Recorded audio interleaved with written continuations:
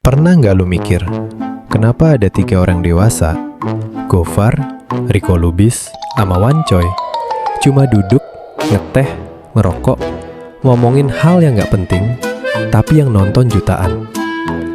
Itulah Green Boys. Konten ini lahir bukan dari meeting agensi mahal, tapi lahir dari perselisihan. Bayangin, dari masalah bisnis lama, malah jadi trio maut yang paling dicari di 2025. Mereka ini alumni SMA 3 Setiabudi, Jakarta Selatan. Satu alma mater, satu tongkrongan. Mereka nggak cuma ngobrol, mereka mindahin meja tongkrongan ke kamera. Dari cerita pindah jurusan IPA IPS, pengalaman naik gunung, sampai pengalaman gelap dunia narkoba tahun 90-an, kayak putau sama sabu.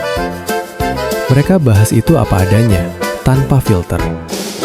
Beda banget sama netizen kita. Bedanya langit sama septic tank. Green Boys sibuk mikirin output karya. Netizen kita sibuk mikirin input buat bahan gunjingan. Gofar pamer mobil antik. Netizen komen, mending duitnya buat beli beras, dapat berapa karung tuh?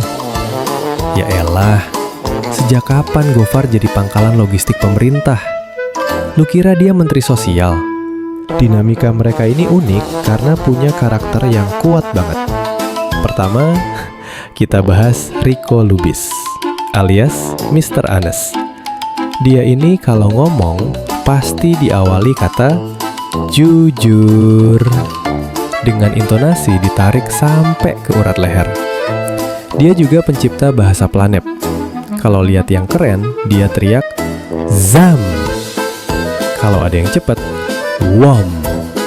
Atau kalau lagi heran, bab. Gue curiga Riko ini aslinya alien yang ketinggalan pesawat di Setiabudi. Terus ada Mahesa Yuwanda alias Wancoy, sang Mr. Number. Ini orang otaknya kayak kalkulator rusak. Lagi bahas pasangan hidup yang ngasih ketenangan, tiba-tiba dia nyebut angka 7. Lagi bahas manajemen bisnis, dia nyeletuk nomor 32. Nggak ada korelasi, tapi itulah seninya. Celetukan angka randomnya sekarang jadi tren nasional, sampai ditiru anak Gen Alpha. Dan tentu saja, sang konduktor, Gofar Hilman, alias Mr. Undefeated. Kenapa? Karena dalam perdebatan atau cengin di tongkrongan, dia nggak pernah kalah. Dia selalu punya cara buat balas argumen. Gofar adalah orang yang jaga biar nggak ada dead air. Dia rajin lempar umpan komedi, nyolek pundak temennya, biar sadar kalau itu punchline. Tanpa Gofar, obrolan ini cuma jadi polusi suara. Tapi di tangan dia, ini jadi mahakarya. Lu harus paham kamus mereka biar nggak loading. Ada bahasa antonim. Kalau mereka lihat baju yang ukurannya segede tenda pramuka, mereka bakal bilang, kecil. Kalau lihat orang yang perutnya buncit, mereka panggil, si atletis. Harus pakai kata si di depan kata sifat kebalikannya. Ini sarkas level elit.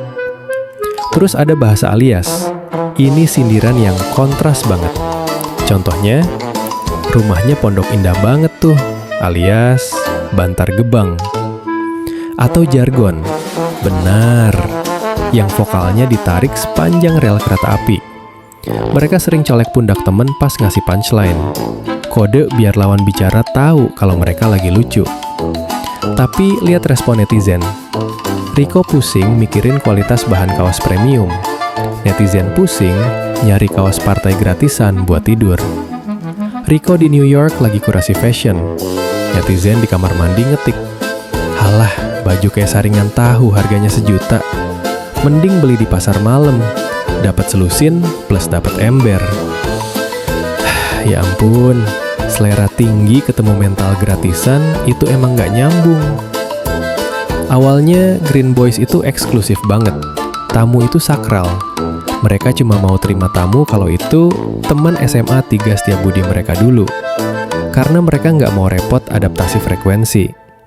Gofar pun awalnya nolak semua kerjaan luar. Dia nolak jadi host atau iklan yang harus bertiga. Kenapa? Dia takut industri ngerusak pertemanan. Dia tahu kalau pertemanan jadi bisnis, asiknya bisa hilang. Tapi Gofar lihat teman-temannya punya potensi. Dia ngerasa nggak adil kalau dia doang yang sukses. Akhirnya, dia buka gerbangnya. Mereka mulai terima tamu selebriti, mulai ambil kerjaan luar, dan puncaknya, mereka buka Warkopolim, konsep warkop dengan nyawa tongkrongan. Warkopolim pertama di Jakarta meledak. Orang rela antre bukan cuma buat mie instan, tapi buat nyari vibe Green Boys. Sekarang, mereka udah buka cabang kedua di Bogor.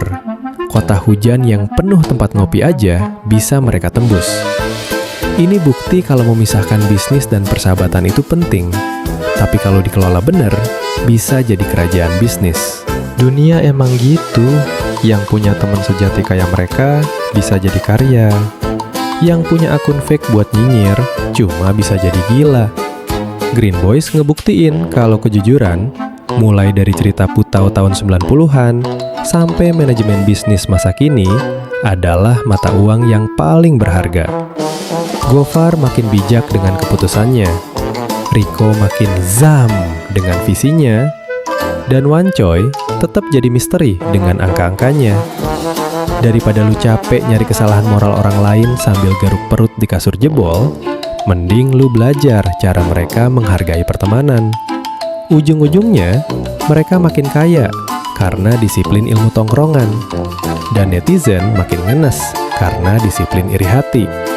Makanya, ketawa aja udah.